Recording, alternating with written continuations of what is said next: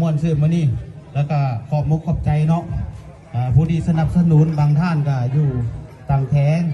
ก็ส่งอาหารธรรมชาติมาส่งยุแล้วก็หลายๆท่านส่งยุให้งานเกิดมื้อนี้แล้วก็ขอบมุกขอบใจนำไอ้น้องลูกเมียทีมสาวมงพวน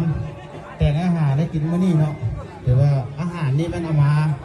แต่ห้วยหม้อไปเลยเนาะอาหารธรรมชาติที่เป็นคำหัวหน้าแผนการทีมสาวมงพวนเพิ่นตื่นแต่เช้ามื้อนี้นะเพิ่นไปซื้อมาเลยพุ่นเลยเป็นอาหารธรรมชาติหมดเลยหมูปิ้งแล้วก็ปลาดุกนาปลาข้อนาเนาะเห็นในท่านในพลแล้วก็คณะนำกระทรวงการประเทศกินมื้อนี้เนาะข้าพเจ้าก็บ่มีอย่างหลายเนาะก็ขออวยพรใส่ให้ท่านในพลจันทาคณะนำกองทัพวัดทุกท่านเนาะแล้วก็พร้อมด้วยไอ้น้องทีมสาวมงพวนวัดทุกท่านเนาะก็ขอให้มีความสุขกายสบายใจอายุมันขวัญยืน